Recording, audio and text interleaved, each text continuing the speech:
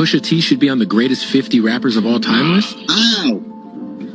What has he done? What has he done that puts him in the greatest rappers of all time besides talk about that he probably didn't get? That would be no Jim Jones if it wasn't for them guys. 1 hour later.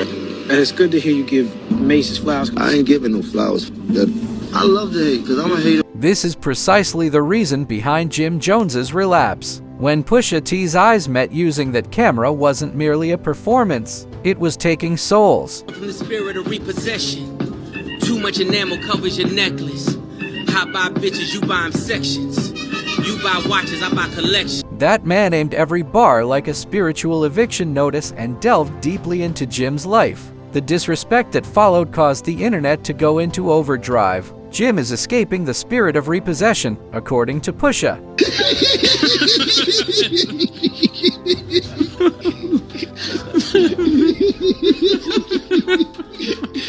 Oh man.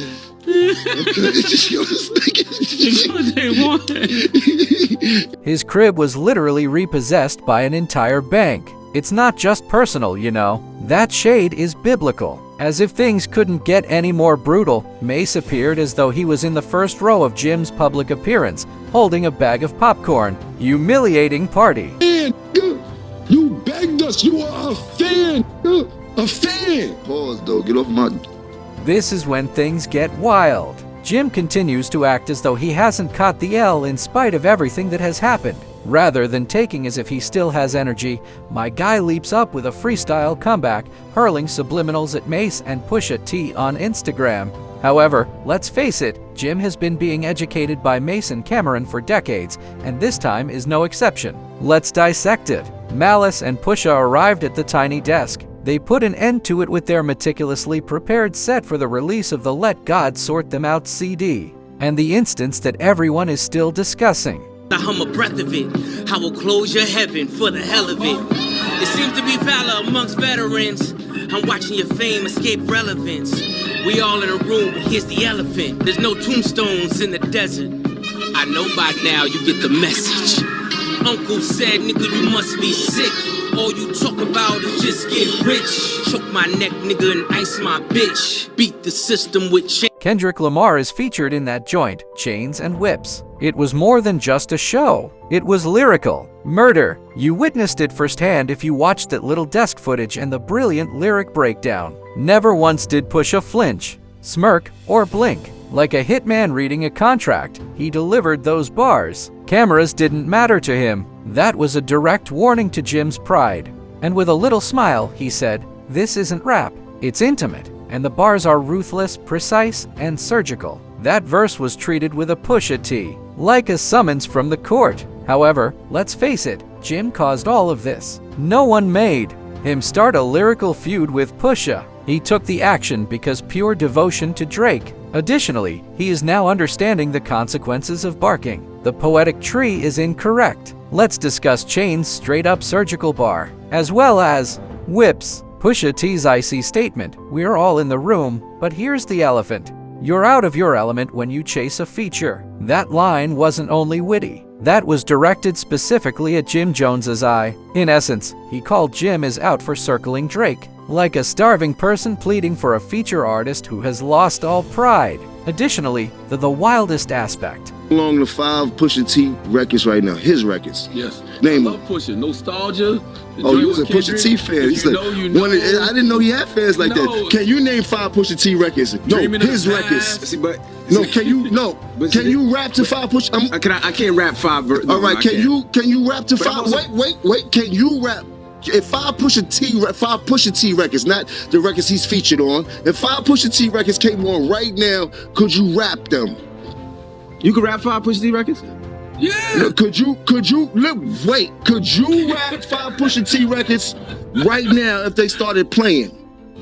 What do you mean rap? Like the hook? Or just like? Could you sing them? You're not in my top 50. You might be in Charlemagne's top 50 and things like that. But top 50. You haven't done that much for me in my life. Like I didn't never want to be like Pusha. I never had a Pusha moment in my life. I never thought like you dig. Like where I'm from, want to be like you if you was really that dude and that rapper and things Wayne like that. wanted to be like Pusha. He was influenced by Pusha. Yeah. Yeah. Okay, cool. That's why Pusha did the Mr. Me Too record. Okay, cool. You a very strong Pusha T fan. Nigga, you is nowhere near top 50. You top 900. Jim sort of validated him. Look, Jim been fervently supporting Drake ever moment this feud erupted. Overnight, he turned become Drake's own pitbull, barking constantly at Pusha T as a sign of devotion. When Billboard released their list of the top 50 greatest, Pusha is ranked number 29 on the list of the greatest rappers of all time, and Jim went crazy. He stated Pusha don't even belong on the list to the Breakfast Club. He yelled as if he had forgotten, not even in the top 50. Half of the industry was bodied by Pusha already. Then he intensified once again on rap. Caviar claiming that Pusha T hasn't made any significant contributions to society. Similar to what? But you know what? He should be on the greatest 50 rappers of all time list? Wow. What has he done? What has he done that puts him in the greatest rappers of all time besides talk about that he probably didn't kiss? What has he done? Nobody has dressed like him. Nobody wants to be like Pusha T. No, I don't remember nothing. And let's not be evil, but we don't talk about rap where that's popping the want to be like. I don't know too many in this game that was leaning towards being like Pusha T. I don't know no records they play in the club with or Pusha T. They don't play outside. NBA Youngboy before Pusha T. That's wild, Jim. That's NBA Youngboy before that's Pusha crazy. T? That's crazy. What do you? What? Nah, Jim just trying to get everybody mad. Pusha T around out here. You heard? Jim trying to get everybody mad. That's Jim's. Look at him. Look at him. But that's what I'm trying. That's how I feel about. Pusha has no intention of switching between interviews. Rather, he sang a song to Jim and let the bars speak for themselves. Jim was unable to remain still as expected. He responded with a freestyle clap. Here's the surprise though, that has everyone staring at Jim. 2 years ago, that freestyle was recorded. Yes, back when Clips walked a Louis Vuitton runway to the first leak of the Chains and Whips beat. The very next day, Jim hurried out a freestyle after somehow getting his hands on the beat, as if he was getting ready for beef before it had even begun. Additionally, that tiny desk clip got viral. Jim brought that ancient "I took a freestyle" from the vault and shared it on Instagram with a humorous comment. I believed we had already discussed this. He will require a larger desk. That one was too little. Petty? Indeed. Successful? Not at all, considering that it now appears that Jim is battling a lyrical loaded with rehashed insults. This quickly became surgical, man. Like a contract hit, Pusha T threw down bars. Jim Jones is still attempting to pretend that he was unaware of the smoke. One of the iciest sentences from Push. I don't tell stories. A life liver is what I am. Additionally, your brother is I still consider you a buddy. Funny. Yes, there was more than simply shade. It was a statement disguised as an uppercut. This is where it becomes much more awkward though. Was trash, we gon' let them get a do-over. They got you gas, you must think that you the new Hover. You a 4.0, I jumped in a new Rover. Your brother still jumping in bed and you tell him move over. These two roads don't know what to do on no raid. Kanye give you whips, but that's what they do to. Look through Jim's Instagram posts comments. He is being roasted like Sunday supper by his own fans. Someone claimed that you were agitated and smoked so much that you uploaded a disc again from the previous year. How you doing, man?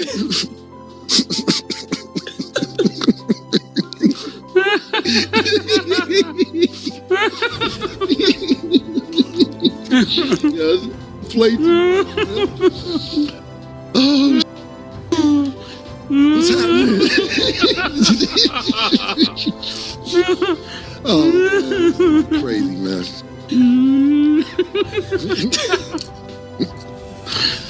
All right.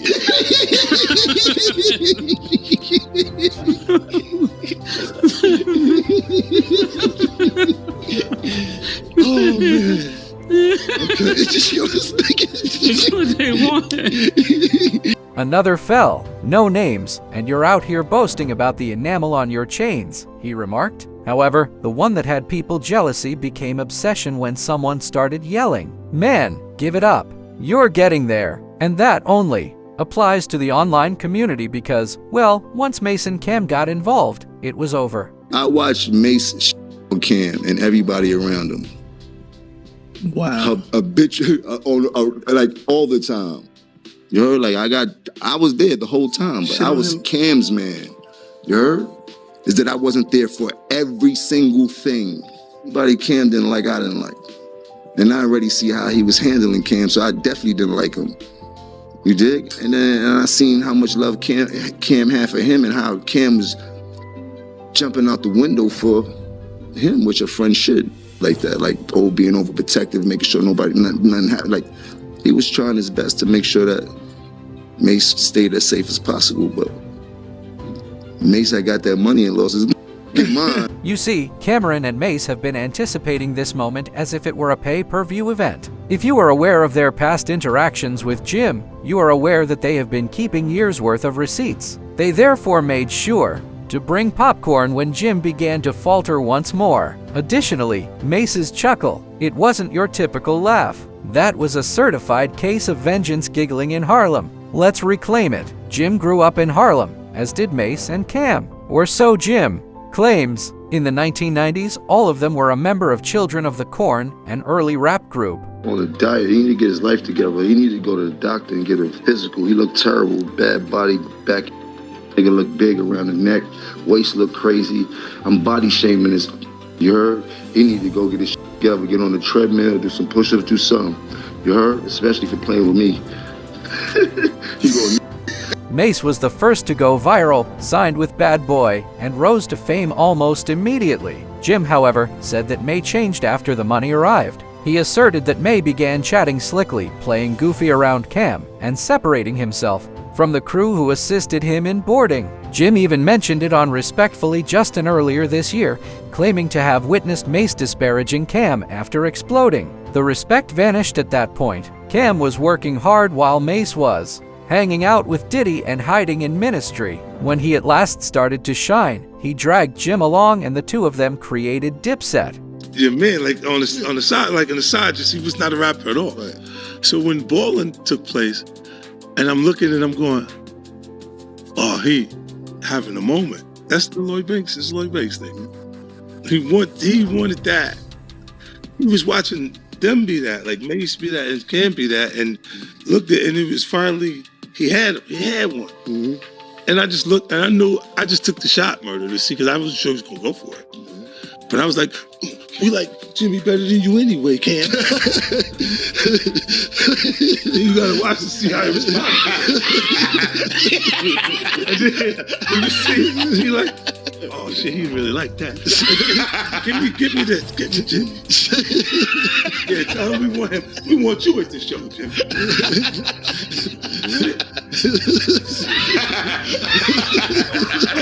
Yeah, but that was one of those things I just threw it out. In contrast, Mace's road was now a shambles. Stepped back into the booth, switching between bars and Bible passages like a light switch after leaving rap to become a pastor. Jim didn't feel that way. He called Mace out, claiming that he only returned to rap when the lights came on and that he was all about convenience and power. Brilliant once more. Without a question, Mace and Cam had a falling out over the years. However, they astonished everyone by putting an end to it in 2022. They then collaborated on It Is What It Is, their viral sports program. Jim was as irritable as ever after that reunion. The jealousy on his face was practically visible. And it was visible. The man began insulting Mace, acting carelessly during interviews, and even making fun of his appearance by claiming that he needed to lose weight. However, Mace and Cam play chess instead of checkers. How did they respond then? 1,000 petty level. Jim's was invited. 50 Cent, a long-standing foe, directly onto their podcast. You are already aware of Convo's messiness. When Jim showed up backstage at a 50 Cent event in 2007, Cam asked Mace directly why he did so, just when Dipset and Gunnit were having a heated argument.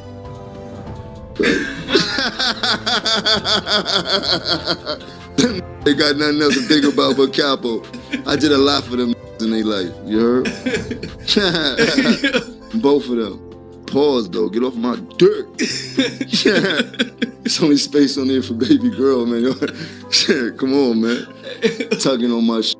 Cam was fully aware of what he was doing when that question was withdrawn. As if he hurled an alley-poop while awaiting for the dunk, 50 Cent will come flying in, and the man gave it a hard smack. It was a true Harlem setup moment. Shade. 50 didn't let us down either. You could almost hear the rim breaking. because he clowned Jim so hard. Created the aesthetic Okay.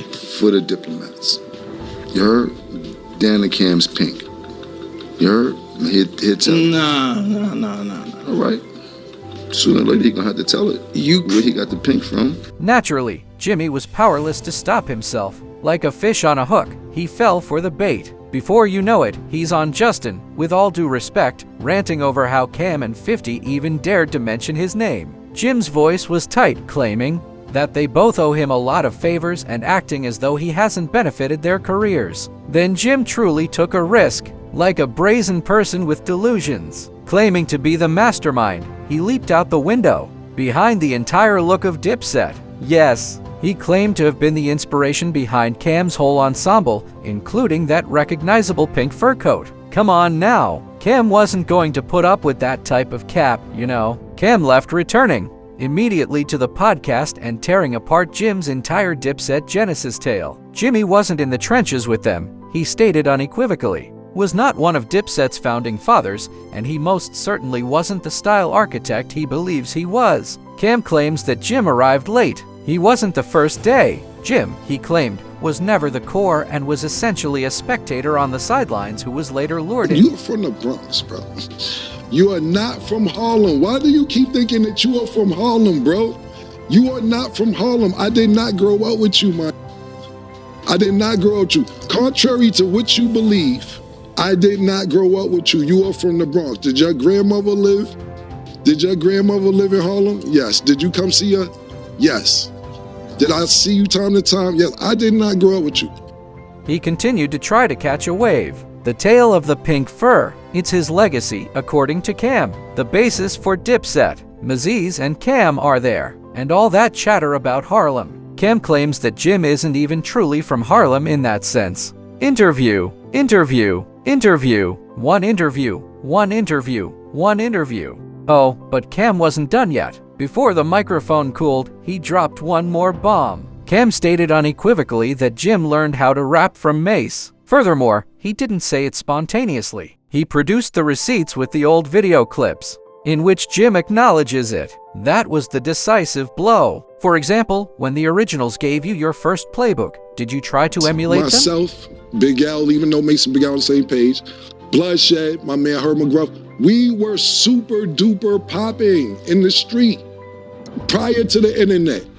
Everybody knew we was about to get a record deal. Everybody knew this, nigga. It wasn't no secret. Basically, you heard our freestyles. And you came up to me one day when I was chilling in front of the house, you said, and this word to my dead mother, yo, man, I heard the freestyles, y'all killing. Yo, you know my grandmother died. If y'all wanna come by and just hang out, y'all could, y'all more than welcome. You're like, all right, Jomo, thanks. It didn't really make sense at the time because we like, yo, man, where's Jomo inviting us to his house for? Even though he cool. But it didn't make sense to be going to Jomo's house. I never needed nowhere to stay. You act like, yeah, couch, you was a fan. You begged us, you were a fan. Come on. A fan. We didn't grow up with you. I am from 140. However, the part that made everyone on the internet laugh. In the background, Mace is enjoying a bucket of popcorn. I was laughing so hard that I was having trouble breathing. The man was wheezing, didn't even possess to utter one word, and continued to make Jim lose it. After watching the video, Jim became enraged and slapped back, threatening to slap Ma's hands off the popcorn. That's not a comeback, bro. In 4000, that's just frustration exploding. This is when the plot twist comes in. Jim is not going to back down. He's putting on his boots and summoning the big guns. He is reportedly working with Drake on his next album, Iceman, and he has bars directed at Push Mace and Cam loaded and ready to go, according on what is being muttered. Additionally, one song from that album is being hinted to as having the potential to completely change the course of events. If he truly comes with the smoke, it would be like legacy denting.